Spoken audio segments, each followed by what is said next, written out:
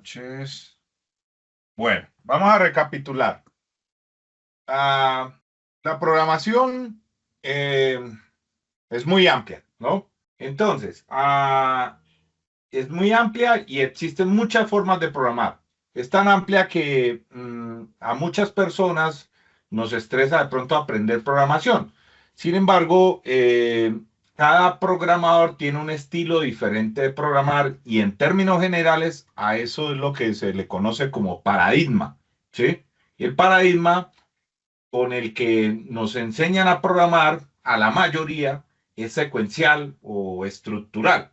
Es decir, las instrucciones van de arriba hacia abajo, una después de otra. Simplemente damos una orden, luego otra, leemos unos datos, los manipulamos con alguna operación, ponemos una condicional para validar el resultado y según esos resultados, pues mandamos una cosa u otra, ¿cierto? De arriba hacia abajo y así aprendimos casi la mayoría a programar. Pero cuando empezamos a trabajar con proyectos más grandes, nos damos cuenta que ese paradigma no nos ayuda mucho y allí se empieza a complicar las cosas. Entonces, vamos a colocar un ejemplo muy simple. Cuando nosotros imaginamos que un cliente nos pide una tienda en línea para vender, por ejemplo, zapatos, ¿cómo van a hacer ese programa de arriba hacia abajo? Tocaría, por ejemplo, pensar de una manera diferente, porque hay ciertas cosas que tenemos que tener en cuenta en ese programa, en ese proyecto que nos piden, ¿cierto? Los zapatos que pueden tener un precio, un color, una marca, los productos deben tal vez poder filtrarse, necesitamos un carrito que se conecte con las pasarelas de pago para poder recibir dinero, tenemos los usuarios que van a hacer las compras. Si son muchas cosas que nos pueden, digamos, poner a pensar y que no pueden escribirse de arriba hacia abajo. Y aún así, como, digamos, es la única manera en la que sabemos programar, lo hacemos de esa forma. Pero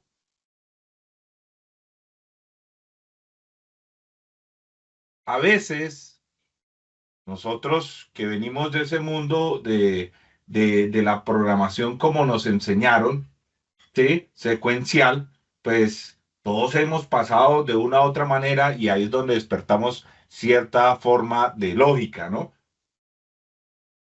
Porque como pasamos por ahí, a veces es difícil cambiar de esa mentalidad. Entonces, ¿qué sucede? Entra el paradigma más usado en el mundo, que es digamos, no es el mejor, porque eso es bastante relativo, pero el más usado es la programación orientada a objetos, lo que conocemos como OOP en sus siglas en inglés, ¿cierto? Es el más usado porque cada uno de los elementos que necesita el sistema o la aplicación, como en el ejemplo, el carrito de compras, el producto, el usuario y otros más, es un objeto en ese paradigma. Y esos objetos tienen sus propios datos y sus propios comportamientos. Por ejemplo, los zapatos son un objeto y por lo tanto, pues tienen unas propiedades, un dato, que sería una marca, un precio, un nombre, pueden tener una funcionalidad porque pueden ser comprados o agregados al carrito. Los usuarios también se dividen de esa misma manera porque tienen datos y tienen funcionalidad, ¿cierto? Un dato es su nombre, el número de tarjeta de crédito, su identificación, etcétera. La funcionalidad podría ser comprar los productos, ¿cierto? Entonces, lo mismo pasa con el carrito de compras. Tienen datos y tienen funcionalidad. Un dato podría ser productos agregados al carrito o que los usuarios están en el carrito. Y una funcionalidad podría ser mandar esa orden de compra a la pasarela de pago para que se procese y reciba el mensaje de pago que fue exitoso. Cada uno de esos elementos, los que vamos dividiendo en un sistema, es un objeto y los objetos tienen datos, funcionalidades. Y eso es algo que, digamos, vamos a ver mucho en programación orientada a objetos. Con este concepto de programación orientada a objetos, pasamos de tener un código de arriba hacia abajo en el que las funcionalidades están mezcladas y que son difíciles de separar, o escalar en el caso a un sistema en el que tenemos elementos, es decir, objetos separados que se comunican entre ellos. Entonces, el usuario se comunica con el producto para comprarlo, el producto se comunica con el carrito para ser agregado, el carrito se comunica con la pasarela de pago y con el usuario. Entonces, con la programación orientada a objetos, pasamos de tener un código arriba hacia abajo en el que las funcionalidades están mezcladas y que son difíciles de separar o de escalar, a un sistema en el que tenemos los elementos, es decir, esos objetos separados y que se comunican entre ellos. Entonces, el usuario se comunica con el producto para comprarlo, el producto se comunica con el carrito para ser agregado, el carrito se comunica con la pasarela de pago y con el usuario, y de esa manera, digamos, es más fácil de manejar y de mantener a un sistema y hacerlo crecer. Y si luego empezamos a necesitar otras funcionalidades, podemos agregar otro objeto o incluso agregarle atributos o funcionalidades a los objetos que ya existen, ¿cierto? Y ahí es donde entran los llamados atributos y métodos, que básicamente, como mencioné anteriormente, los objetos tienen datos y funcionalidades, y en la programación orientada a objetos se les llama datos a los atributos, funcionalidad a los métodos, ¿cierto? Entonces, cada objeto tiene sus atributos y sus métodos. Así de sencillo. Ahora, ¿qué, qué tenemos nosotros por aprender o por refrescar? Porque yo me imagino que los conceptos ya lo manejan. eh, es esta imagen que tenemos acá de ejemplo. La programación orientada a objetos, en esas siglas en inglés OOP, es una forma para diseñar y construir aplicaciones que sean flexibles, naturales, bien diseñadas y que sean, digamos, comprobables al enfocarse en objetos que van a interactuar limpiamente entre sí. Entonces, representa entidades y conceptos de una aplicación como un conjunto de clases, y se centra en separar lógicamente la responsabilidad de las aplicaciones en clases. Entonces, para poder lograr todo esto, se sostienen cuatro pilares que son un conjunto de técnicas y de conocimientos que se emplean para poder lograr la estructura que se desea dentro del código. ¿Sí? Ahora, acá vemos en esta imagen de OOP, o programación orientada a objetos, este primer pilar, que es la abstracción. Entonces, recordemos lo que ya vimos en algún momento en otros semestres, cuando vieron Java, tal vez Python, etcétera, que es también lenguaje de programación orientada a objetos, que la abstracción es el proceso de definir clases simplificando la realidad, ignorando detalles innecesarios y enfocándose en lo que es importante para un propósito. Entonces, eso implica que abstraer los detalles innecesarios para centrarnos en lo que es relevante para la aplicación en particular. Entonces, la definición de abstracciones adecuada se considera uno de los pilares o características clave de la programación orientada a objetos. Luego, nos vamos a la encapsulación, que es otro de los pilares, otro pilar de la programación orientada a objetos. Eh, y a diferencia de la abstracción, que es un concepto, la encapsulación es una técnica. La encapsulación es una forma de ocultar o encapsular los datos y los detalles de implementación dentro de una clase, ocultando así la complejidad. Entonces, la encapsulación nos va a permitir que los objetos de una aplicación pues trabajen juntos sin que cada objeto conozca los detalles de la implementación del otro objeto. Oculta tanto los datos como la implementación dentro de la clase. Y esa técnica pues va a proteger los datos, porque ningún otro código puede modificar los datos subyacentes, excepto a través de lo que conocemos como getters y setters, ¿cierto? Que lo vamos a ver ahorita en los ejemplos. El otro es la herencia. Tenemos entonces acá la herencia. Y la herencia, pues básicamente es un concepto único en la programación orientada a objetos. Permite la definición múltiple, ¿cierto? En clases usando las propiedades de otras clases. Entonces creamos clases heredando las funciones y variables de una clase base, luego agregamos nuevas funciones para, digamos, mejorar su desempeño y la herencia nos va a permitir mantener el poder modificar y el mejorar aún más ese código que estamos generando. Entonces, nos brinda la capacidad de poder reutilizar la funcionalidad del código y digamos que sin herencia nuestro código no estará estructurado, será difícil de leer y será complejo. Por último de los pilares nos entra el polimorfismo. En la programación orientada a objetos, el polimorfismo es el concepto en el que, digamos, solo en que un solo método puede comportarse de manera diferente según el tipo de objeto que lo llame. Entonces, un método pues puede tener diferentes formas, ¿cierto? Y la aplicación va a determinar qué forma del método utilizar en el momento de la ejecución en función del tipo de instancia que lo llamó. Entonces, el polimorfismo nos permite trabajar con grupos de clases de forma uniforme. Entonces, concluyendo esto que hemos hablado, podemos simplificar los cuatro principios como abstracción, que solo expone métodos públicos de alto nivel para poder acceder a un objeto. Encapsulamiento, pues que contiene información en un objeto, exponiéndolo solo, digamos, información seleccionada de ese mismo. Herencia, pues que las clases secundarias heredan datos y comportamientos de la clase principal y que pues polimorfismo, tenemos muchos métodos que pueden hacer la misma tarea. Y ahí partimos, digamos, como la base de lo que es la programación orientada a objetos y de lo que podemos nosotros tener en un proyecto, una aplicación, ¿cierto? Y de lo que vemos, obviamente, en C#, ¿sí? Vamos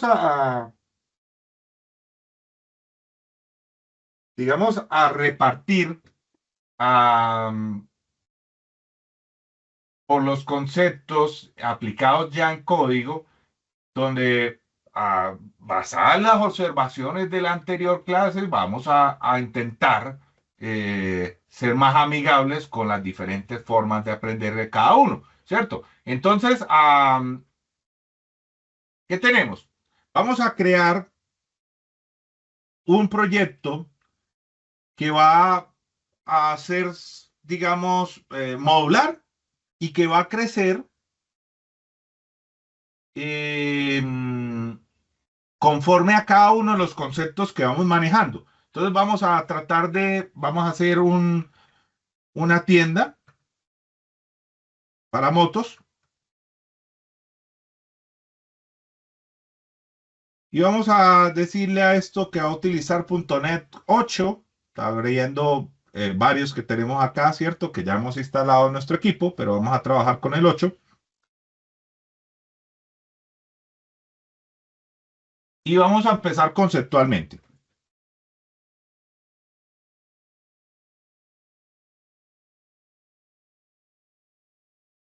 Si esto carga, sí, ahí está cargando. Listo. Perfecto. Entonces, vamos a crear una tienda, digamos, realista, llamada MotoStore, donde vamos a gestionar clientes, productos, inventarios, pedidos y pagos. ¿Sí? Y con cada uno de estos temas, espero poder explicar el por qué, el para qué y el que usamos. ¿Sí? Y además, pues el código que sí compila y que puede ejecutarse a través de esta plantilla de consola de .NET 8. ¿Listo? Entonces, vamos a necesitar o vamos a hacer una preparación, ¿cierto? Vamos a empezar con nuestro sprint cero acá y vamos a crear entonces una forma, digámoslo, por capas, ¿cierto? O una subdivisión eh, para poder unificar nuestro código y organizado, ¿cierto? Entonces vamos a crear un dominio, vamos a crear una carpeta para llamada services y vamos a crear una carpeta llamada command.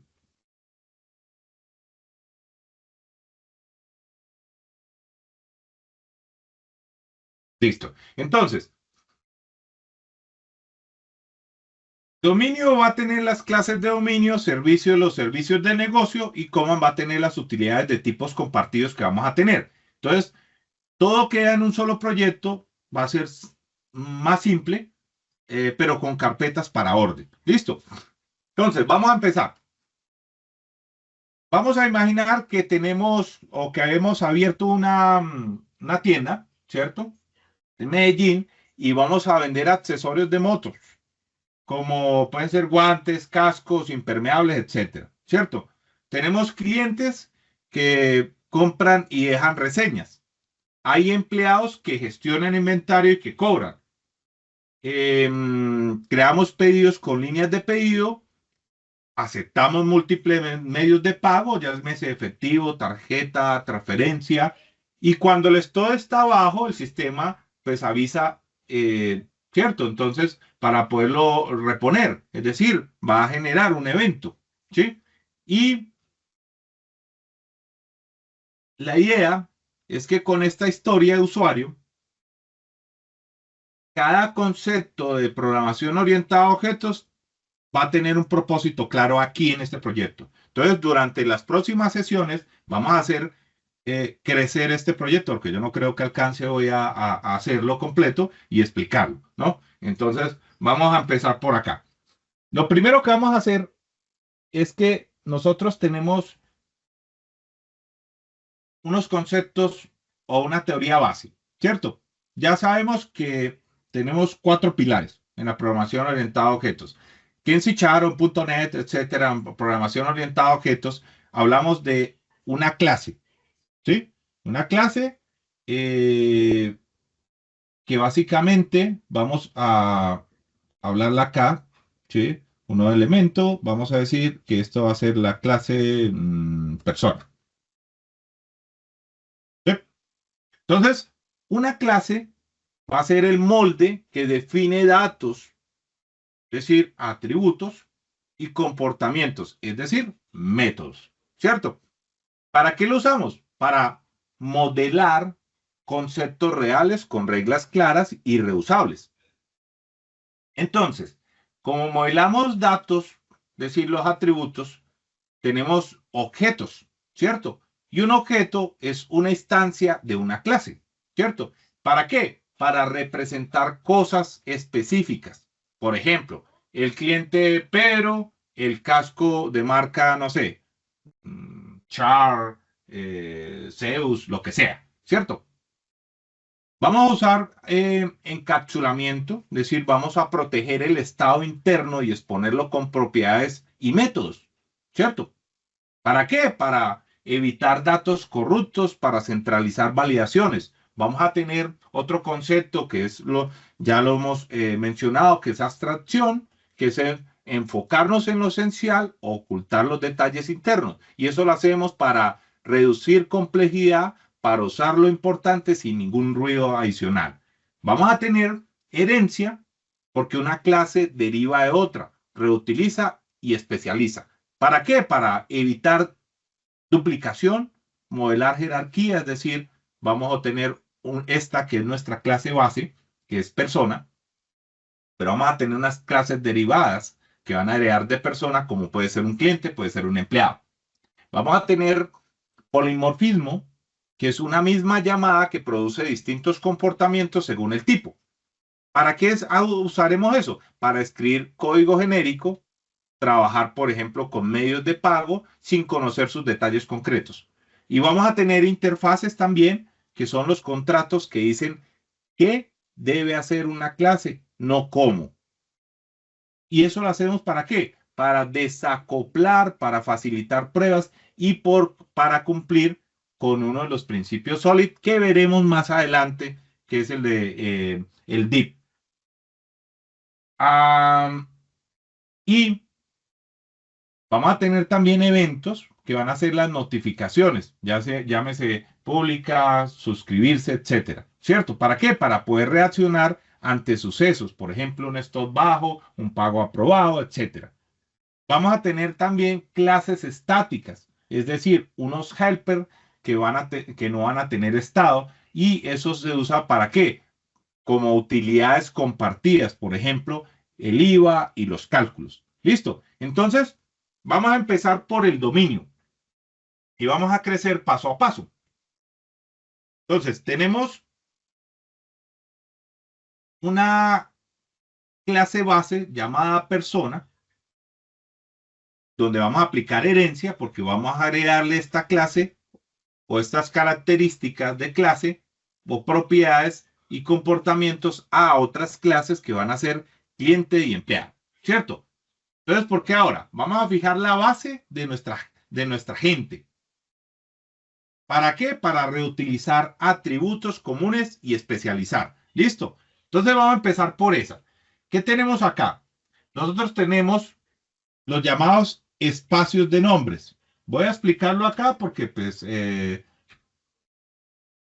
me pidieron que sea un poquito más explicativo, entonces vamos a hacerlo acá. Entonces, esto es espacios de nombres, ¿cierto? Que es lo que llamamos using, ¿correcto? En toda nueva clase vamos a ver eso que en la plantilla de .NET nos va a traer por defecto. Y habrá muchos más que vayamos necesitando dependiendo de las características que necesitemos, ¿cierto? De esas herramientas que nosotros vamos instalando conforme va avanzando nuestro proyecto. Por ejemplo, SQL, de terceros para diagramación, etcétera. Y ahí se irán agregando los demás using, ¿cierto? Entonces, los using básicamente importan librerías o espacios de nombres que contienen clases y métodos ya definidos en .NET. ¿Sí? Entonces acá tenemos el más típico, que es el mínimo que entra en cada librería, en cada, perdón, plantilla, y este contiene clases básicas. Como esto es una aplicación de consola, esto es lo que conocemos como esto tendría clases básicas, y esas clases básicas podrían ser, por ejemplo, como console, que lo vamos a utilizar para imprimir el programa, string, esto ya viene nativo dentro de esta plantilla, y lo que tiene que ver con la parte de excepción, ¿cierto? Que lo vamos a usar acá mucho en las validaciones, ¿sí? Eso lo tiene por defecto. Entonces, este using lo va a traer la plantilla, no necesitamos importarlo ni nada, él lo trae por defecto y simplemente lo consumimos. Esto va a tener, este otro son lo que llamamos nosotros colecciones genéricas, ¿sí? Y esas colecciones genéricas como list, dictionary key, t-value, perfecto, que vamos a utilizar también. Ahora, este otro de acá, que es el Language Integral Query para consultas en colecciones, ¿cierto? Para manipular esas colecciones, tenemos por otro lado test para manipular manipulación de texto como el String Builder, el encoding, ¿cierto? Y son utilidades de texto y codificación. Y tenemos por este lado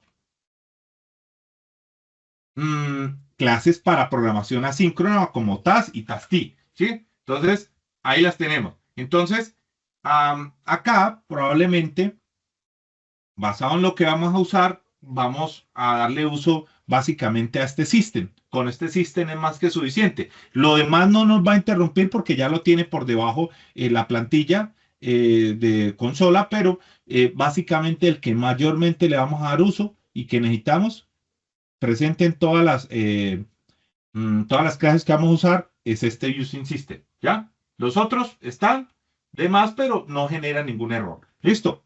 Entonces, ¿qué tenemos acá? Tenemos el espacio de nombres que sirve para organizar el código en módulos o carpetas lógicas. Y aquí es donde indicamos nosotros la clase persona que pertenece al dominio de la aplicación MotoStore PO2. ¿Sí?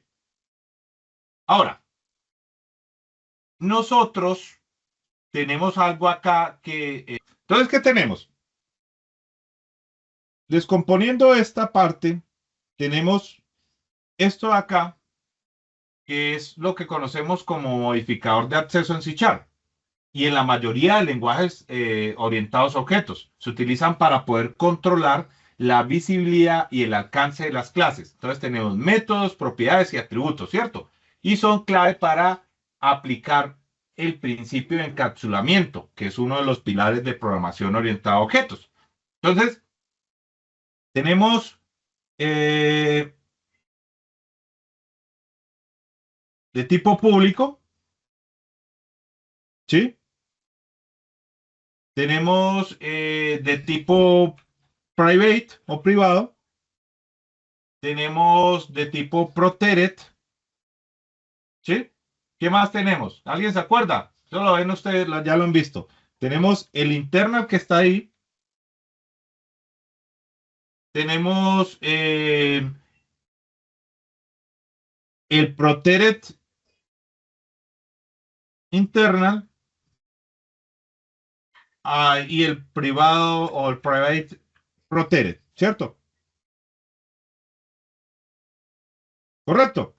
Esos son modificadores de acceso, todos estos. Entonces podríamos decir, esto lo llevamos por acá, vamos a sacarlo como para dejarlo ahí referenciado en el... eh,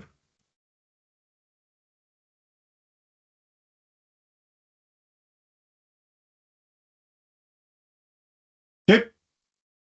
Ahí están, modificadores de acceso. Entonces, cuando hablamos de esos modificadores de acceso, hablamos que a, nosotros vamos a usar acá por defecto toda plantilla de .NET nos tira interna, que es el más restrictivo, ¿cierto? Pero nosotros lo necesitamos público, ¿sí? Porque necesitamos que lo vean las demás clases que vamos a usar, porque está la clase base, ¿ya?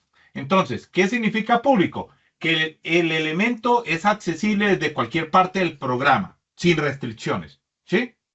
Entonces, si nosotros tuviésemos, por ejemplo, acá, public, entero ID, get, set, ¿cierto? Con un get y un set, estaríamos hablando que el ID se puede leer y modificar desde cualquier otra clase o proyecto que haga referencia al ensamblado. Y lo usamos cuando queremos que algo sea visible y utilizable sin restricciones, como pueden ser los métodos que forman parte de la API pública de una librería. ¿Sí? Ahora, podría ser un entero, ¿cierto? Ahí lo tenemos. Pero, podría ser también, perdón,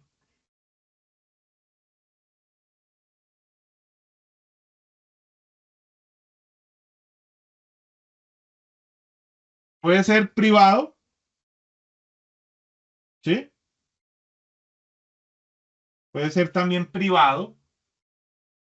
Y el privado es el más restrictivo. El elemento solo puede ser o puede usarse dentro de la misma clase donde se declaró. ¿Sí? Entonces, podría ser, por ejemplo, un private string nombre, que es un campo privado, ¿cierto? Y entonces solo la clase que contiene este atributo, pues puede ver o modificar eso, ¿cierto? El nombre, nada más. Y lo usamos para proteger datos internos que no deben ser modificables pues directamente desde fuera, asegurando que los cambios se hagan con reglas definidas a través de métodos o propiedades. Pero también podría ser protected,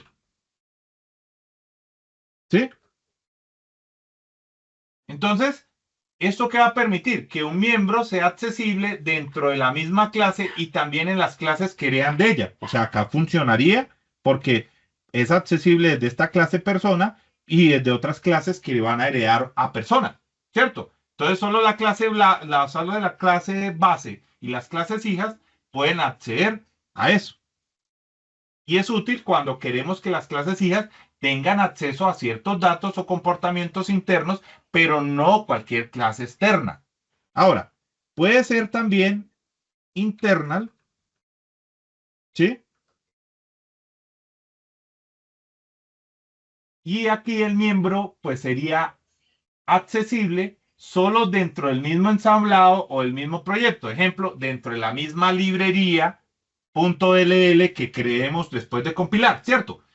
Entonces, puede ser usado por cualquier clase dentro del mismo proyecto, pero no por proyectos externos que hagan referencia. Por ejemplo, yo podría acá tener MotoStore, que es el proyecto base, pero en arquitecturas limpias, en arquitectura de 4 capas, yo podría tener 4 proyectos en esta misma solución. Entonces, si lo coloco en la internal, solo podría hacerlo en este proyecto llamado MotoStore Pio 2, pero no en los otros proyectos que estarían en esta solución. Así esté referenciado. ¿Sí? ¿Qué también podríamos tener? Podríamos tener el Protected Internal, ¿sí? Que podría ser, que es la combinación de Protected e Internal, ¿cierto? ¿Y qué quiere decir? Que es accesible desde clases hijas, aunque estén en otros proyectos y desde cualquier clase dentro del mismo ensamblado. ¿Sí? Entonces se usa cuando queremos un punto intermedio, es decir, permitir acceso dentro del proyecto y también herencia desde fuera. Otro de esos podría ser el private, ¿cierto? Protected. Y ya lo que coloquemos acá, un string nombre, ¿cierto? ¿Sí? Entonces, ¿eso qué? Combina pues el privado y el protected y solo es accesible en la clase que lo define y en clases, digamos que heredan de ella, pero dentro del mismo ensamblado. Entonces es una restricción aún mayor para dar acceso solo a herencias locales al proyecto. Ahora, ¿por qué usamos estos modificadores de acceso? Por seguridad de datos, porque van a evitar que otras clases modifiquen información sensible directamente, por encapsulamiento, porque vamos a ocultar la implementación interna y solo exponemos lo necesario, por mantenimiento, porque si todo fuera público, cualquiera podría alterar la lógica y sería muy difícil de mantener el sistema. También podría ser por claridad en las APIs, porque solo mostramos lo que realmente debe ser usado por otras clases o proyectos y por el principio de responsabilidad única, que es uno de los principios de Solid que más adelante vamos a ver, porque cada clase maneja sus propios datos y decide qué exponer al exterior. ¿Sí? Entonces, por ahí empezamos nuestro proyecto y vamos a abordar lo siguiente. Entonces, ya tenemos acá una clase pública llamada persona que la vamos a utilizar como base. ¿Sí? Para que otras clases hereden. Listo. Ahora, eh, vamos a definir que esta clase, que está común ahí, sea abstracta. ¿Sí? Entonces, público indica que la clase puede ser usada desde cualquier otra parte del programa y abstract significa que no se puede instanciar directamente. ¿Sí? Es decir, que yo no podría hacer, por ejemplo, new persona, eh, mm, 1,23, etcétera, ¿cierto? O algo así, o 123 más bien, 123, coma, eh, acá lo podríamos hacer coma, 123, podría ser comillas, dependizar es entero y comillas y podría hacer acá, por ejemplo, abrir comillas y decirle Juan. ¿Sí? No lo podríamos hacer así directamente. Debemos crear una clase hija como podría ser cliente, persona o empleado persona. ¿cierto? Y eso se hace porque persona es un concepto genérico que otras clases concretas deben heredar. ¿Listo? Entonces, por eso usamos concrete, usamos public abstract, ¿cierto? Ahora, ya tenemos acá, vamos a empezar a hacer lo que llamamos encapsulamiento. Y acá vamos a colocar las propiedades autoimplementadas. Que sí me sirve esto acá, ¿sí?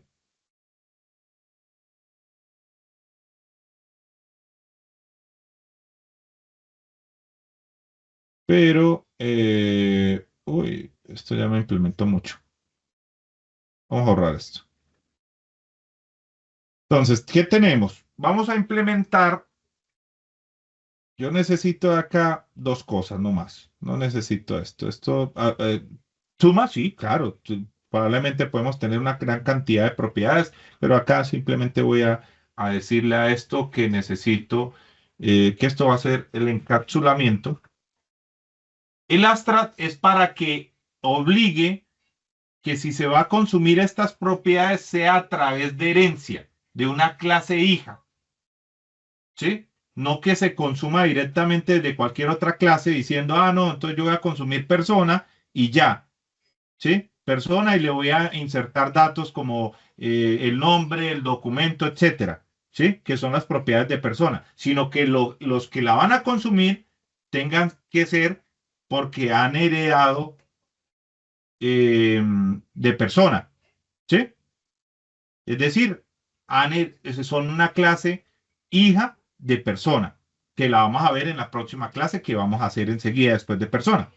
No que la pueden consumir directamente, sino que solo las clases hijas pueden consumir las propiedades que tiene esta clase persona. ¿Listo? Entonces vamos a decirle que tenemos una propiedad que va a ser public string, va a ser tipo string y le vamos a decir a esto que va a ser en nuestro documento, ¿cierto? Y esto va a tener un getter solamente, no va a tener un setter, solamente getter. Y listo. Entonces vamos a decirle acá que es de solo lectura y se le asigna en el constructor, ¿cierto? Y tenemos un string nombre, pero acá este string nombre vamos a hacerlo que sea en setter, sea privado, ¿sí? Solo lectura fuera de la clase, ¿cierto? Y listo, ahí está. Esas son las dos propiedades iniciales que yo necesito. Entonces, tenemos em, encapsulación de datos de la persona. Tenemos un documento que es la propiedad de solo lectura, por eso es getter, que se establece en el constructor y luego no cambia. Y tenemos un nombre, otra propiedad que se puede leer desde fuera, pero solo modificar dentro de la clase. Por eso es que solo lectura desde fuera, pero mmm, solo modificable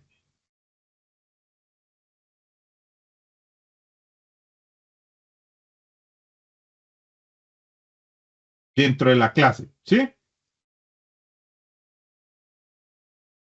Hasta ahí vamos. Por eso usamos private setter, ¿cierto?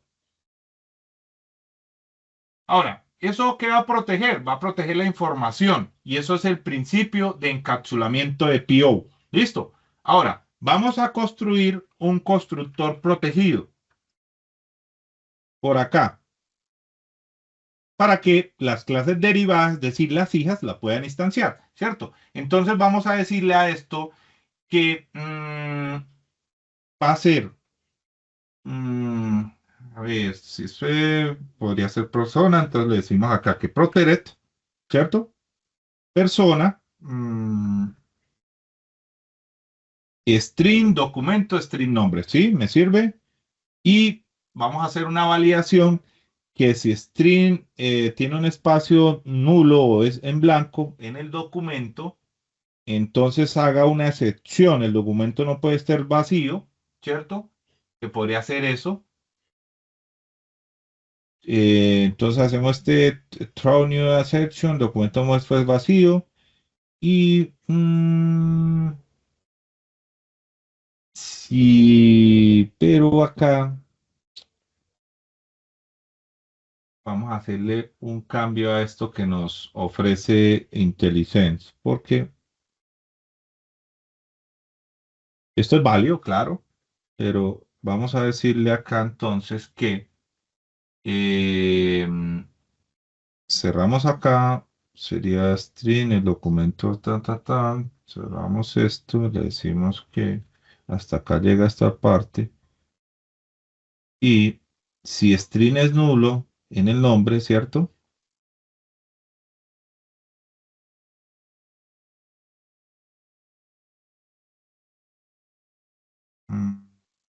¿Ya? Podría ser así más o menos, y acá le decimos que documento igual a documento y que nombre igual a nombre. Pero acá tenemos que hacer una variación porque si este señor nos va a hacer una excepción porque tiene un espacio en blanco o es nulo, nosotros necesitamos quitar ese espacio en blanco, ¿cierto? Entonces vamos a colocar esta propiedad que se llama trim y ese trim va a quedar metido y ya nos quedaría, yo creo, más o menos. Trim, listo, yo creo que así.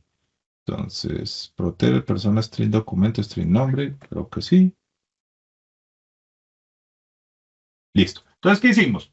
Ah, protected porque solo puede ser llamado por clases que hereden de persona, no desde fuera. ¿Sí? Solamente de esas clases que van a heredar a persona.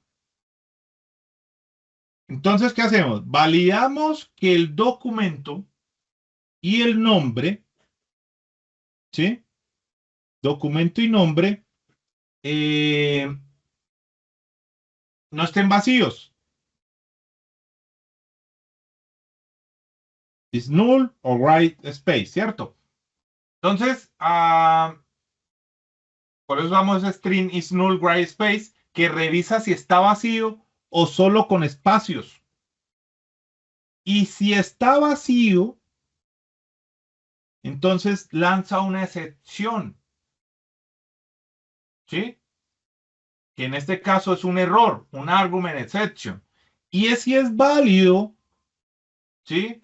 Asigna el documento y asigna el nombre, pero usando trim para quitar espacios en blanco. Y eso asegura que los objetos siempre se creen en un estado válido. ¿Listo? Ahora, vamos a hacer un método para cambiar el nombre.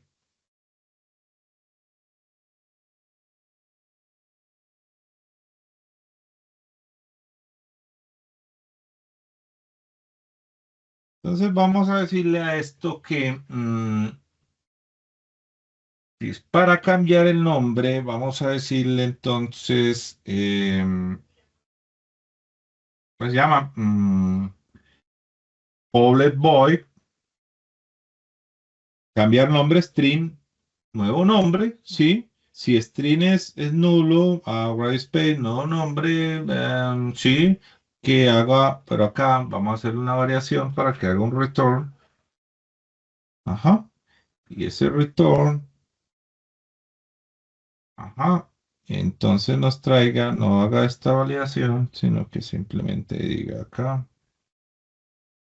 nombre igual nuevo nombre, con un trim también por el espacio, y vamos a hacer un método sobrescrito enseguida. Entonces, ah, tenemos un método público que permite cambiar el nombre de la persona. Entonces, ¿qué hace? Primero valida que no sea vacío. Y si es vacío, pues actualiza el nombre. ¿Sí? O si es válido, pues. Entonces aplica acá el principio de abstracción.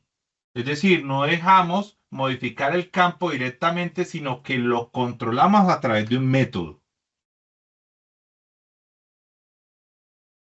Un nombre, retorna, sí, no, perfecto, listo. Entonces, ¿ahora qué necesitamos? Necesitamos hacer el método sobrescrito para representar a la persona como una cadena puede ser, y acá sería un toString, ¿cierto? Entonces vamos a decirle que outlet override string to string. Sí, parte me sirve, pero acá habría una variación. Y acá le vamos a decir entonces que esto es igual. Perdón, ¿dónde se me borró voy a acostumbrar a este teclado todavía. ¿Dónde quiero darle igual? ¿No? Este es el símbolo. Tampoco. Tampoco. Ya pues. Ah, cambié el teclado por garantía y me mandaron un teclado inglés y ya. Esto sería entonces, no, tampoco, ahí, ¿cierto? Entonces, igual, vamos a hacerle acá que esto sea interpolación para nombre, documento y nombre, nombre, documento, pero acá no necesitaríamos esto. Que sea solamente documento y coloquémoslo acá entre esto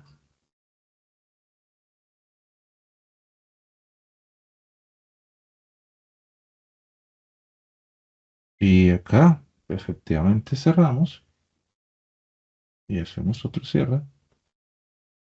Ya más o menos debería quedar así. A ver qué errores hay por acá.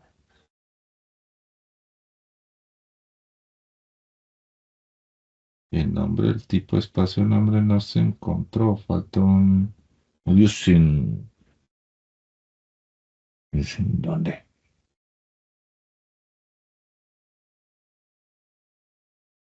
Sí.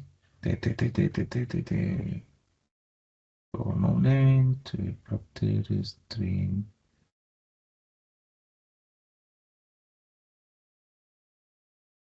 No sé, no creo que falte uno. Así. A ver, ¿quién ve el error por ahí?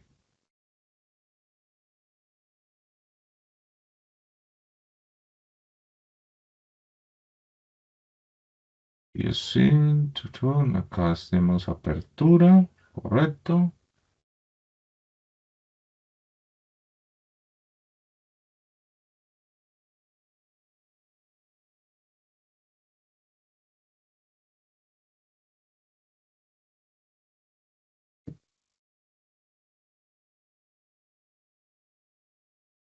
¿Qué falta?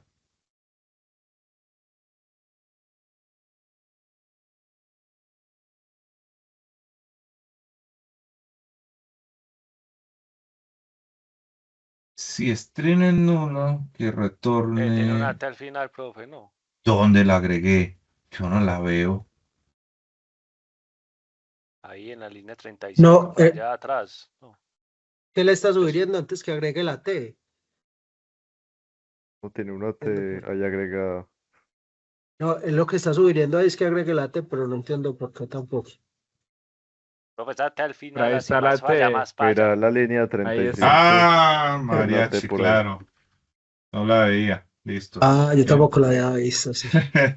Ahí está. Listo. Yo decía, pero si las lentes los acabé de cambiar, hermano, ¿qué pasa? Listo. Ahí tenemos, ¿cierto? Entonces, ¿qué tenemos? Hicimos una sobreescritura de tu string, ¿cierto? Entonces, el override acá que indica que se está sobreescribiendo el método, este método, tu string, ¿cierto? De object. Entonces, todas las clases en C# heredan de object. ¿Listo? Entonces, devuelve un string amigable con el formato nombre documento. Entonces, si el nombre es igual a, no sé, a Fernando Martínez y el documento es igual a 123, pues tu string lo que hace es que coloca Fernando Martínez y el documento entre paréntesis 123. Y eso es útil al imprimir objetos en consola o en lot. Por eso hicimos esto. ¿Sí?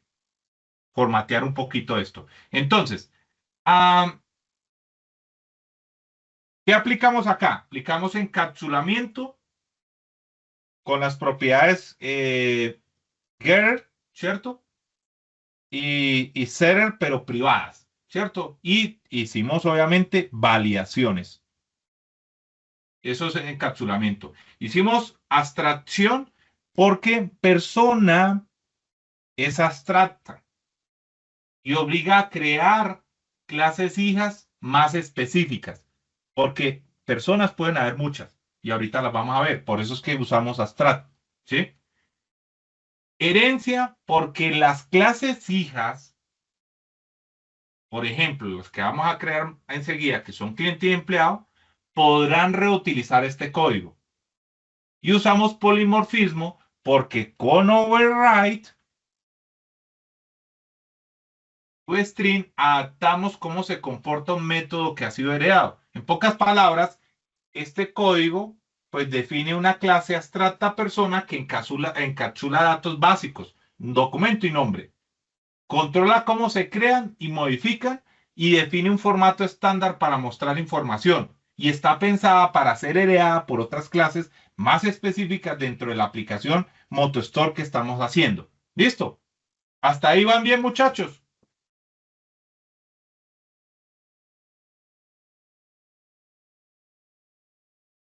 Bien, profe, Sí, bien. profe. ¿Sí? Bien. Bueno, entonces vamos a crear otra clase por acá, que es la que vamos a llamar nosotros cliente.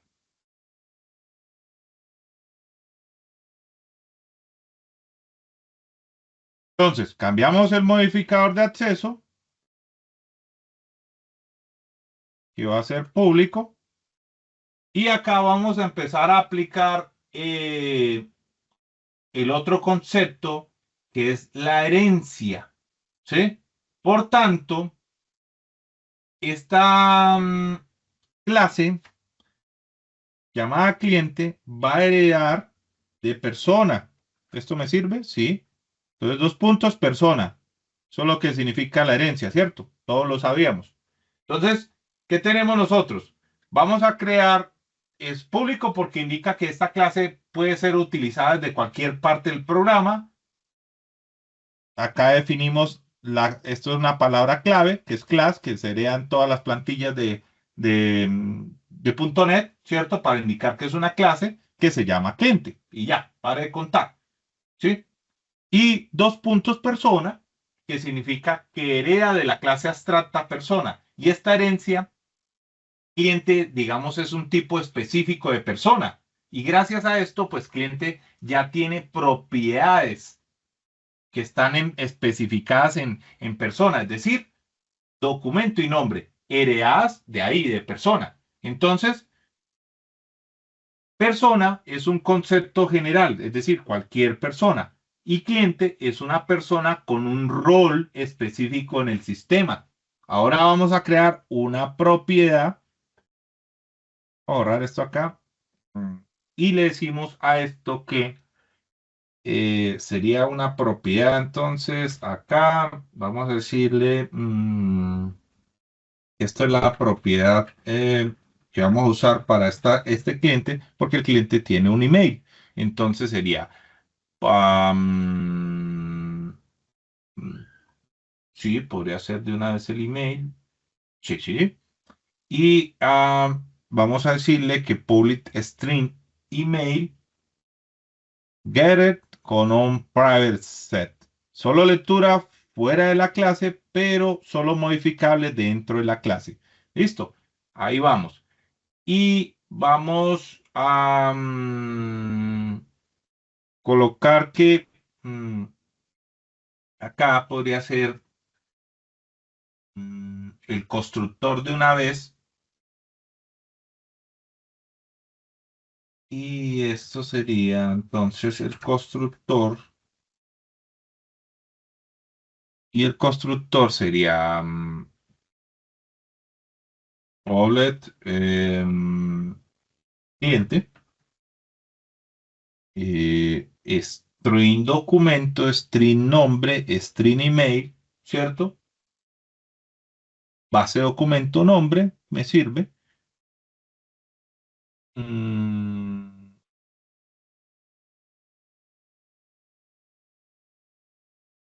Sí,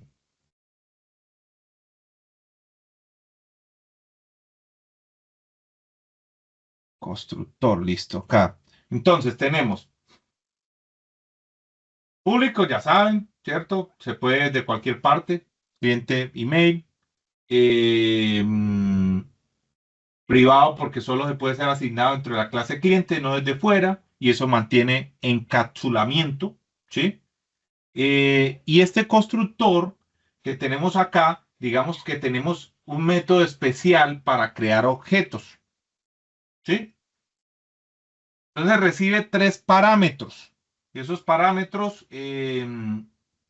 serían documento, nombre e email, ¿cierto? Y la parte que tenemos acá de base, documento nombre, significa que está llamando al constructor de la clase padre. ¿Cuál es la clase padre? Persona, ¿sí? Entonces hay que recordar que persona exige documento y nombre en su constructor, por eso lo estamos llamando acá. Entonces así garantizamos que todas las reglas de persona se cumplan también en cliente. Ahora, vamos a hacer una inicialización, por llamarlo de esa manera, ¿cierto? Entonces vamos a decir acá que esa inicialización, documento cliente string documento y la clase de nombre base, ok, listo. Acá entonces vamos a hacer una apertura. No vamos a hacer validaciones, simplemente vamos a hacer una inicialización, llamémoslo así. Validación o inicialización básica del email. Y le decimos entonces acá que no, más bien inicialización, porque validación sería si hiciéramos ese if. Es inicialización del email, más bien para que quede un poco más claro en la documentación. Y le decimos entonces que email, email es igual, ¿dónde quedó por acá? No, este no es eso. Email igual a string. Y hacemos la validación. Si tiene un espacio nulo en el email o está vacío, ¿cierto? Entonces, por acá, pues string es nulo email vacío. Acá vamos a utilizar esto, ¿sí? Sobre comillas y le decimos a esto que sin, ¿cómo se llama? Sin correo, ¿sí? Entonces le decimos sin correo,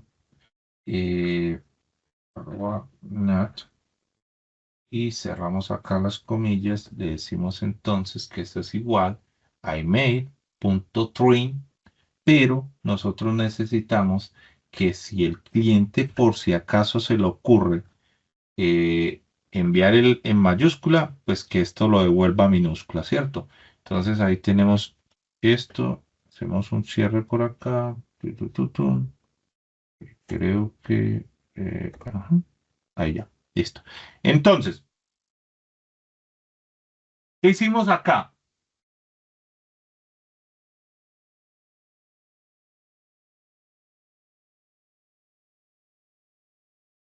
si acá usamos un operador ternario, ¿sí? Yo creo que todos se acuerdan qué es eso, ¿cierto? Porque en muchos lenguajes, al igual que en C#, el operador ternario es una forma corta de escribir una condición if o else, ¿cierto? Entonces, decir que hay una condición, que es una expresión booleana, que puede ser true o false, verdadero o falso, ¿cierto? Entonces, ese interrogante indica qué hacer si la condición es verdadera. Muy diferente a si nosotros tuviéramos acá otro de los operadores ternarios que podríamos utilizar acá, ¿cierto? Que sería la flecha, ¿cierto? Que la flecha indica qué hacer si la condición es falsa. Entonces acá, interrogante para si es verdadera y flecha para ver si es falsa, ¿cierto? Sería la forma corta de decir, de hacer esas dos expresiones true o false, ¿cierto? Eso es lo que conoce uno como un operador ternario. Ahora, ¿qué ventajas ofrece eso? Que es más compacto. Reducimos varias líneas de código a una sola. Hay claridad en las expresiones simples porque es muy útil para asignar valores rápidamente y facilita validaciones comunes. Cómo asignar un valor por defecto si otro está vacío o nulo. ¿Sí? Entonces, nosotros lo podemos hacer, digamos, lo usamos cuando la lógica es simple, es decir, un valor u otro, para asignar valores a variables o propiedades de manera rápida, pero no es recomendable cuando la condición tiene mucha lógica o varias instrucciones porque se hace difícil de leer. En ese caso es mejor usar if o else, que es más clásico, ¿ya? Entonces, el operador ternario viene siendo como un atajo de escribir condiciones de tipo if-else en una sola línea y lo usamos para simplificar código y para hacer asignaciones más limpias cuando la lógica es simple, ¿ya? Es así de sencillo. Entonces, acá nosotros estamos diciéndole a este señor que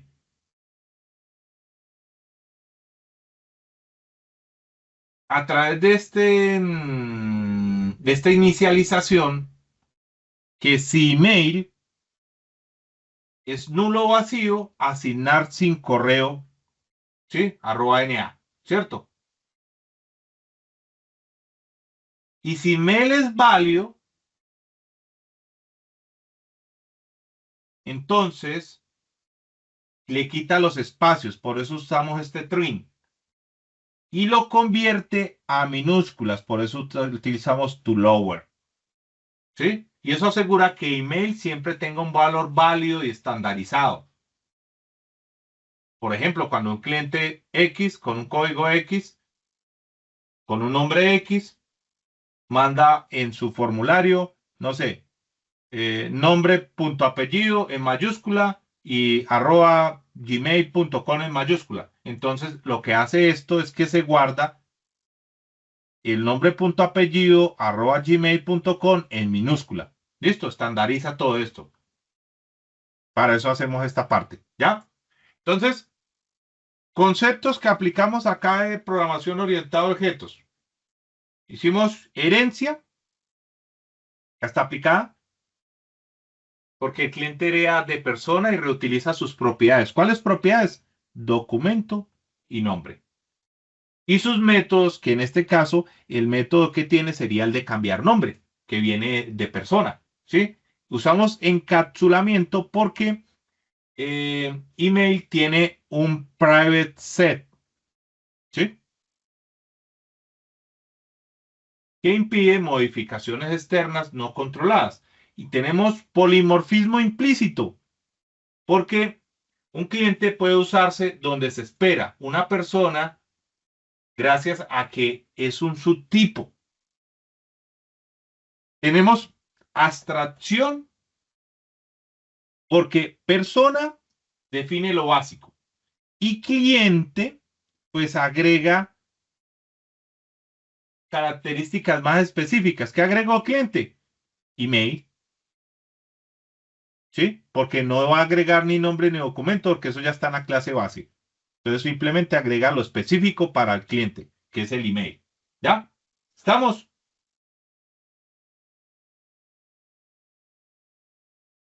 Entonces, la clase cliente es simplemente una especialización de persona. Tiene toda la información común de una persona, documento, nombre, más un atributo adicional que viene siendo email, que se valida automáticamente para que siempre sea válido. Pare de contar. Ahora, ¿ya qué necesitamos hacer? Necesitamos crear un empleado.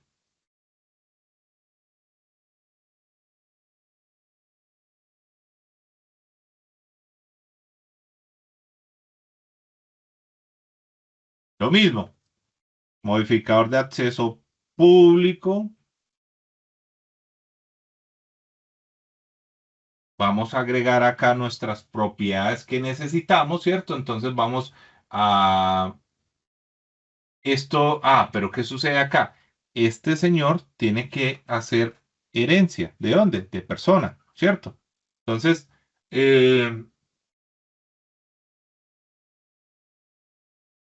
va a heredar las mismas propiedades de persona, documento, nombre y método cambiar nombre, ¿cierto? El toString de persona.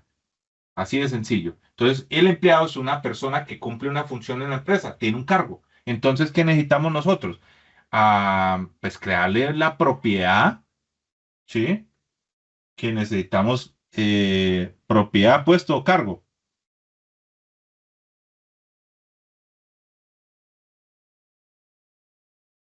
Ah,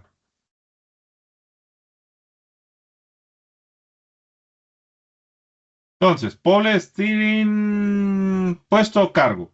La misma cosa. Entonces vamos a colocarlo cargo que suena ya como mejor que puesto.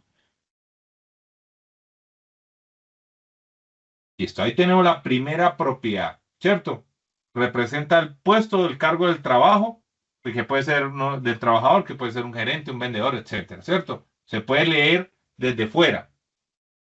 Tiene una propiedad, tiene un private set que indica que solo puede ser asignado dentro de la clase empleado, protegiendo el valor, evitando que cualquier código externo lo cambie libremente. Ahora, ¿qué necesitamos? Necesitamos crear nuestro constructor.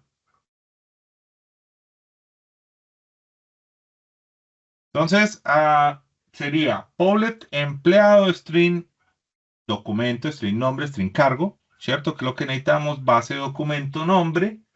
Ajá. Y necesitamos la inicialización del cargo también. Cargo string es nulo es el cargo, el empleado cargo punto trim. No, este man me la tiene ya clara. Ya identificó cómo es lo que estoy haciendo. Listo. Entonces, ¿qué hacemos? Creamos un nuevo objeto empleado que recibe 3 parámetros: documento, nombre y cargo. Y usa base de documento, cierto nombre, para llamar al constructor que hicimos, valga la redundancia, construimos en persona, ¿sí? Y validar, guardar los datos comunes. Y así nos aseguramos de que todo empleado tiene documento y nombres válidos gracias a las reglas de persona. Luego, hacemos la asignación del cargo. Entonces, usamos también otra vez nuestro operador ternario para indicar que si cargo es nulo o vacío, se asigna acá, en este caso, podríamos decirle que es empleado o simplemente general. ¿Sí? Y si tiene un valor, se limpia, por eso usamos el trim, y se guarda. Y garantizamos que siempre haya un cargo asignado, aunque sea por defecto. Entonces, acá, ¿qué hicimos? Aplicamos PO también. Herencia, porque empleado hereda de persona. Ahí está. Aprovecha sus variaciones y comportamientos ya definidos. Tenemos encapsulamiento porque cargo solo puede cambiarse dentro de la clase, por eso fue que definimos private set. Tenemos abstracción porque persona define lo genérico y empleado agrega un detalle propio que sería el cargo. Y usamos polimorfismo porque un empleado digamos, puede usarse en cualquier lugar donde se espere una persona. Así de sencillo. Vamos ahí, muchachos. ¿Está claro? Sí, profe. Perfecto. Entonces, la clase empleado básicamente es una especialización de persona que agrega el atributo cargo. Al igual que cliente, se apoyan en la herencia para reutilizar, digamos, las validaciones y propiedades comunes mientras se extiende la funcionalidad con algo propio del contexto de los empleados. Entonces, vamos a necesitar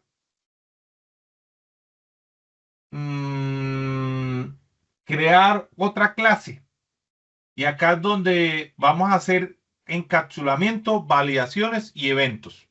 ¿Sí? Entonces, vamos a seguir también con nuestro dominio, pero vamos a crear esta vez entonces algo que van a consumir, que sería el producto, ¿cierto? Continuamos entonces con que esto es modificador de acceso público.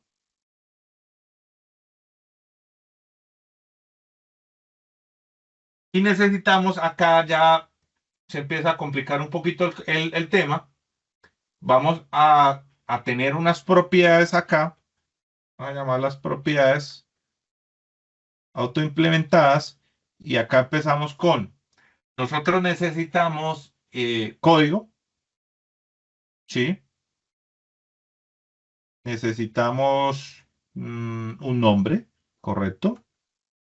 Necesitamos un precio y ese precio, si está bien definido, vamos a colocarlo que sea unitario y no solamente precio.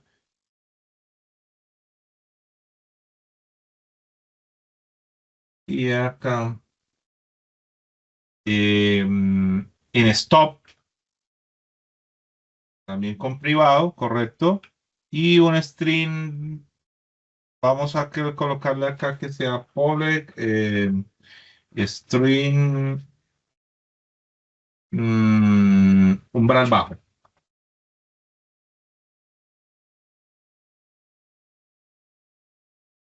Umbral bajo, get preset, ¿cierto?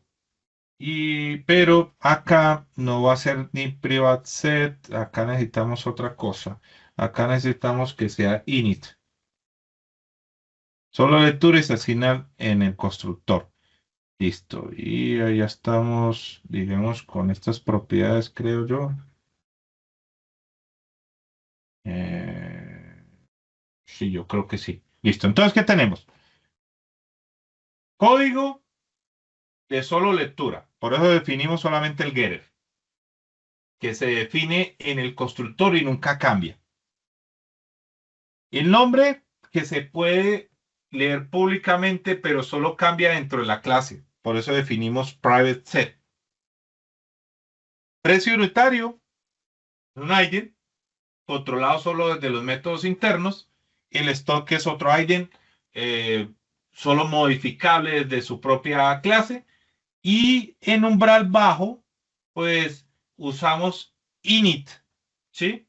Que significa que se establece en el constructor o inicialización y luego no puede cambiarse. Pero acá, entonces, nos toca colocar un valor por defecto. Vamos a definirlo acá. Se me perdió otra vez. Y ese valor, entonces, lo vamos a definir nosotros en 3, coma, y ya.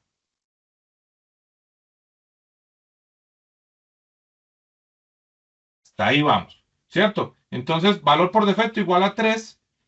¿Y eso qué quiere decir? Que si el stock cae a 3 o menos, se lanza un evento. Y aquí vemos esa parte que se llama encapsulamiento, porque protegemos los datos para que no se cambien desde fuera de la clase sin control. Entonces, ¿qué nos sigue? Vamos a crear nuestro evento.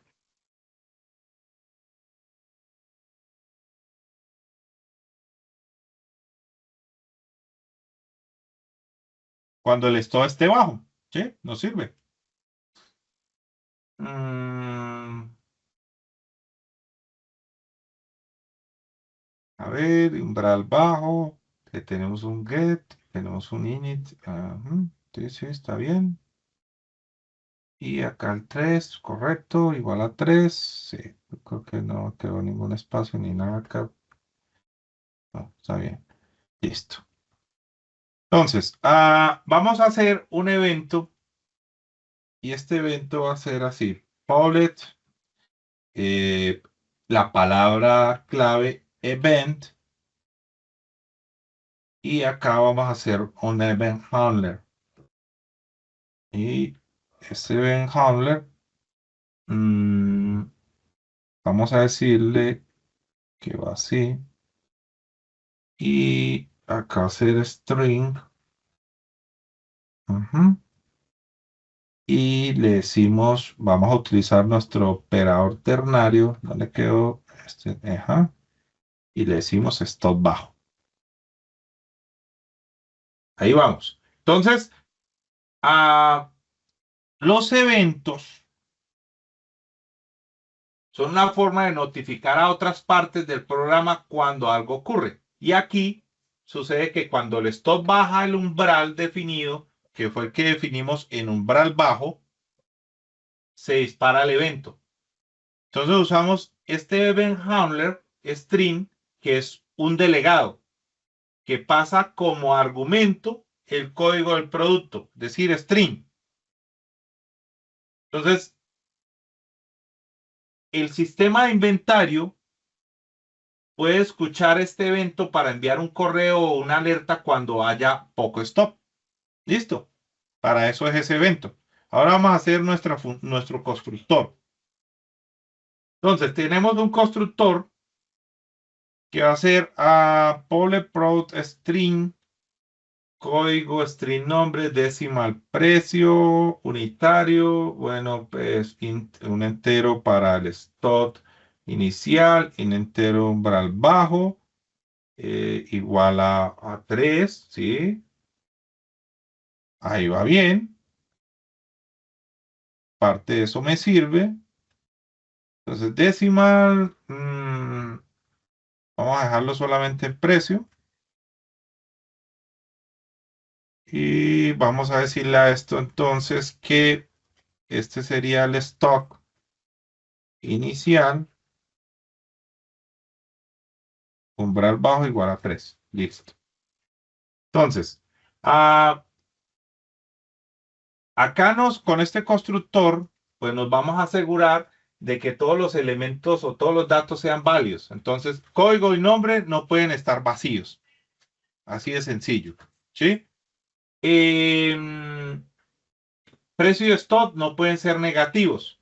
Entonces, normalizamos los valores de código que guardan mayúsculas. Nombre se guarda limpio de espacios y umbral bajo, si alguien pasa a 0 o negativo, lo dejan 3. Y eso va a garantizar que el objeto siempre se cree en un estado válido. Entonces vamos a verificar de que eso sea cierto. Si string es nulo, write by código correcto. Un throw new argument no puede estar vacío, correcto. El precio, precio. Acá tenemos nombre, tenemos el código, tenemos el nombre, que el nombre es obligatorio. Tenemos, si precio, nosotros cambiamos el precio por este. Si precio menor a 0, tal negativo, precio inválido. El stock inicial.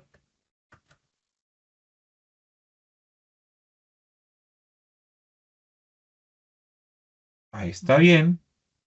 Este no lo necesitamos. Entonces, código trim to upper, ¿cierto? Lo pasa a minúsculas. El nombre le quita los espacios. El precio unitario es igual a precio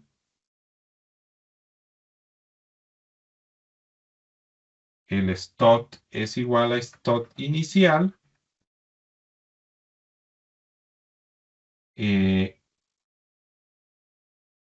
umbral bajo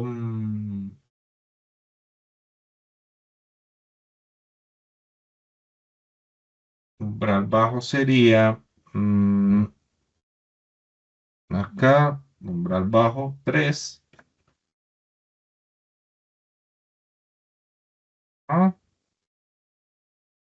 y hacemos el cierre acá, correcto. Creo que ahí vamos. Listo. Cero, operador ternario, sí, ahí está. Listo. Ahora, ¿qué necesitamos? Necesitamos crear los métodos para modificar el producto. Entonces, vamos a decirle a esto que vamos a cambiar el nombre. String, sí, nos sirve esto.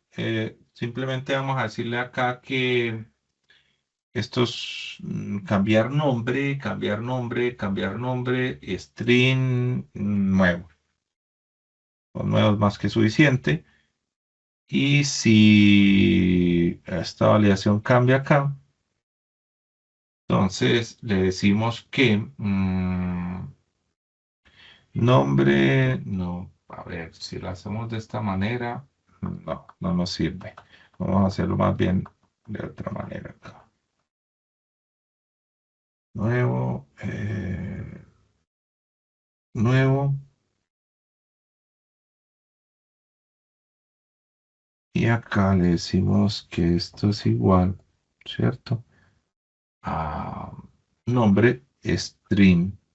Si es nulo, nuevo nombre, nuevo string, correcto, así sería. Esto nos sirve entonces de esta manera. Y esto lo podemos pasar acá como por legibilidad, pero como para que se vea acá en la pantalla. Y ya.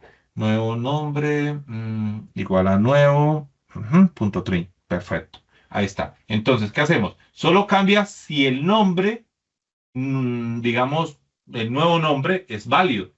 Y usamos ese operador ternario para asignar o conservar el anterior. Así de sencillo. Ahora, vamos a, este sería,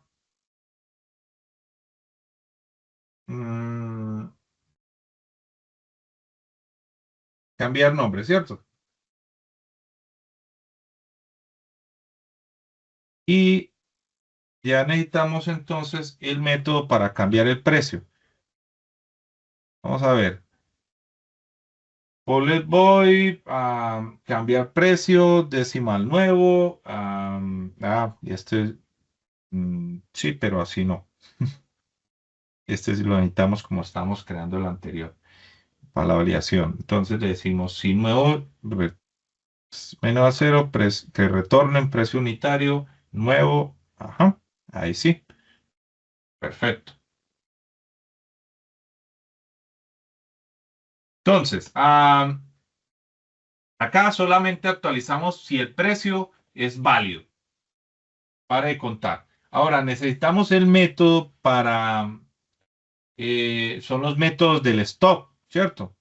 Entonces vamos a hacer acá.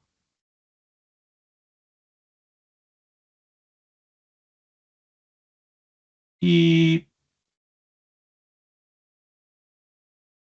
decimos entonces que vamos a reponer stop.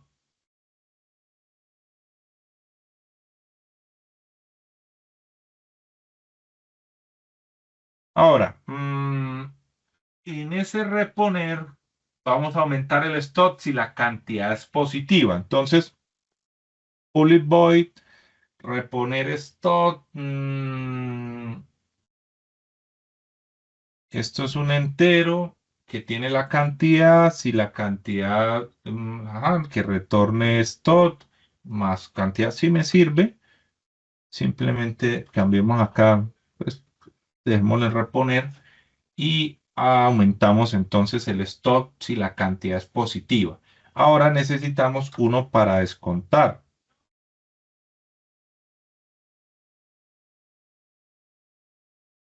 Entonces, ¿qué vamos a hacer acá? Public void, descontar, eh, entero, que es una cantidad, si la cantidad que retorne, en parte me sirve, en parte no.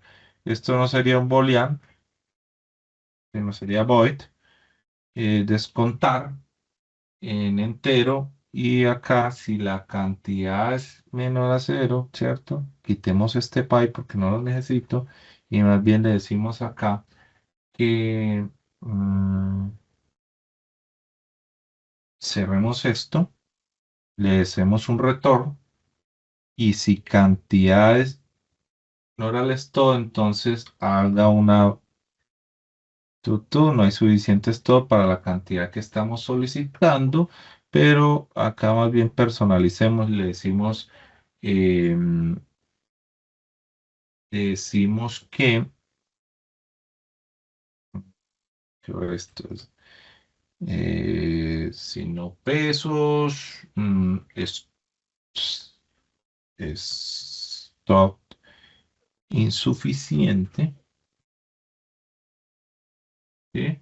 De, uy,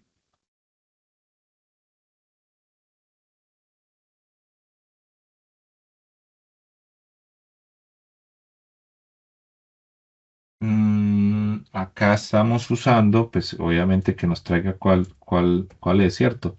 Del nombre. Y stock igual a menos la cantidad. Y si stock está en el umbral bajo, eh, invoque. A ver, stock bajo, invoque el dis. Pero acá no necesitamos todo esto. Acá simplemente hagamos lo más sencillo. Código.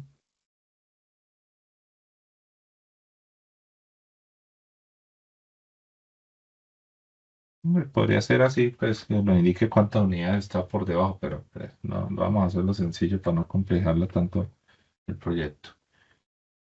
Y cerramos.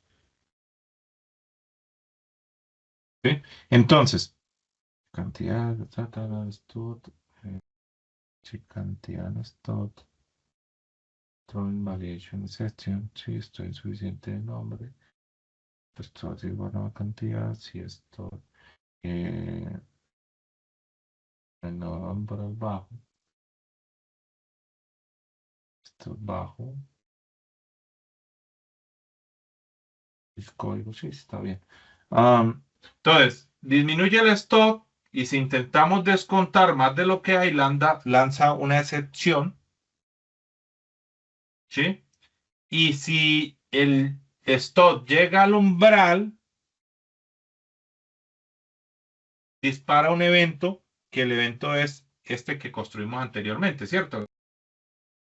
Entonces acá aplicamos el principio de programar defensivamente para, digamos, evitar estados inválidos. Ahora, ¿qué necesitamos hacer? Ya tenemos el de cambiar el precio, el de reponer, el de descontar.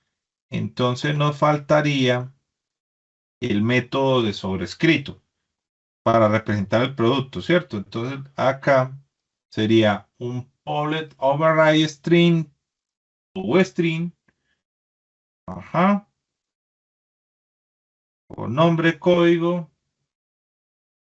Por acá va la cosa. Vamos a ver si nos sirve todo.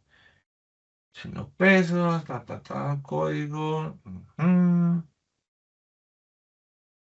Pero acá necesitamos, sería más bien que esto fuese el código, y acá les contamos, ah, acá les contamos bien menos el nombre,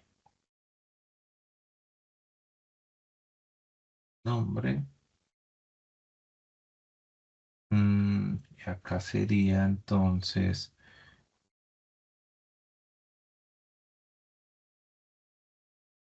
sería más bien precio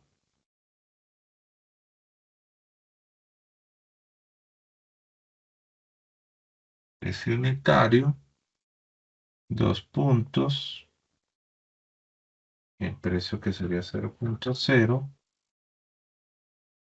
cierra esto y cierra por acá, ¿sí?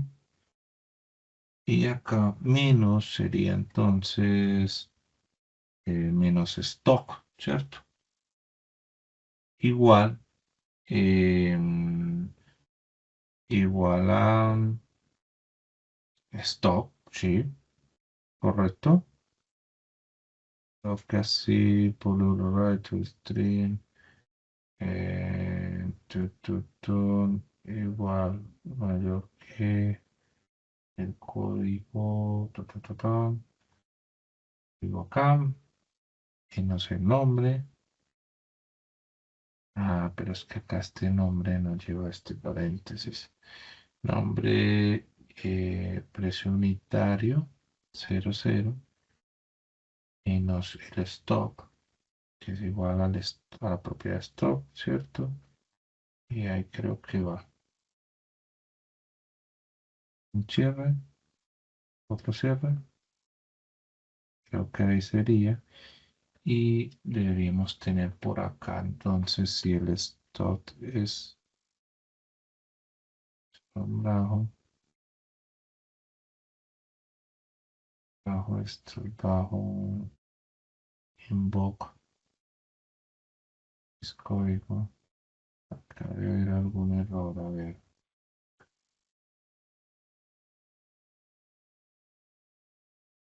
No, está bien. Está bien.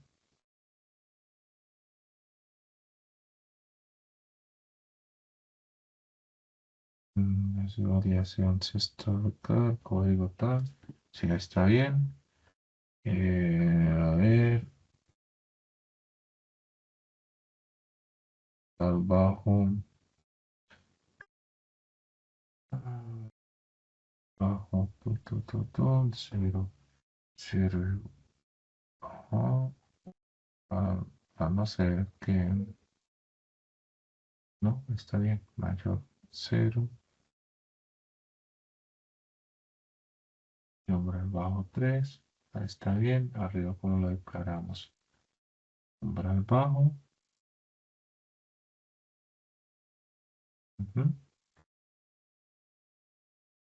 Esto es bajo.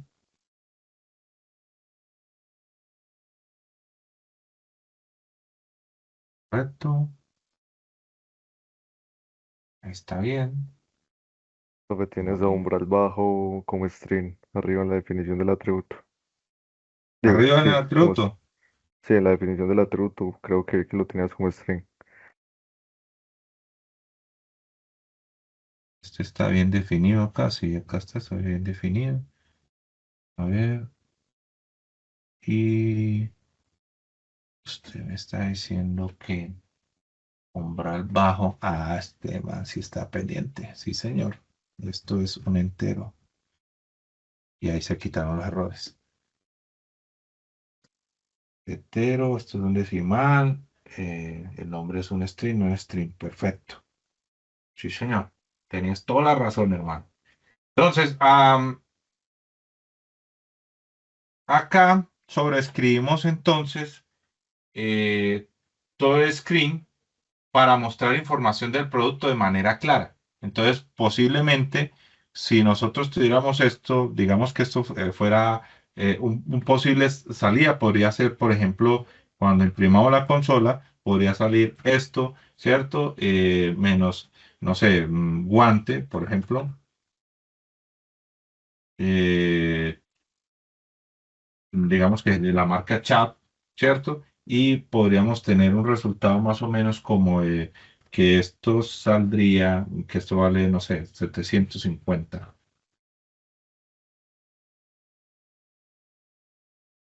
Punto 00, cierre y menos stock, ¿cierto?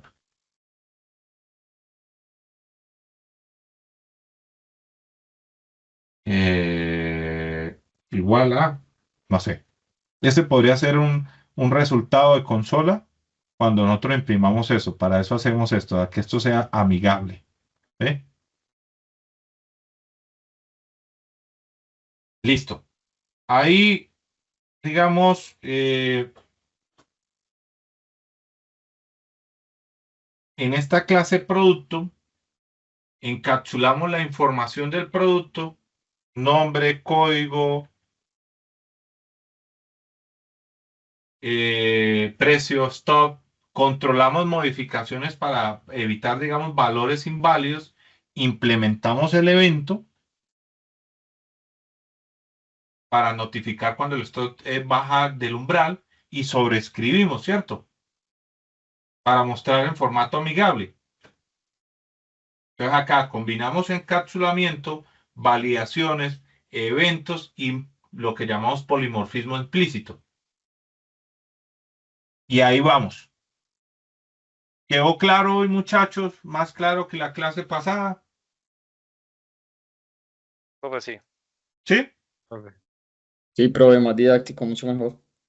Sí, perfecto. Bueno, entonces así vamos a seguir la próxima, digamos, clase como para terminar nuestro proyecto e implementar ya las otras acciones de polimorfismo, interfaces, etcétera, en este mismo ejemplo. ¿Listo? Y algunos principios o uno de los principios de Solid, que es el DIP,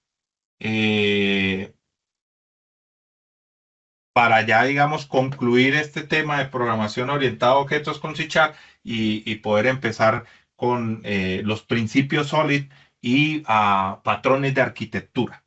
¿Listo? Entonces, muchachos, voy a guardar por acá el proyecto. Con esto seguimos en la próxima clase. Les deseo un excelente resto de semana. Que estén muy bien, que descansen.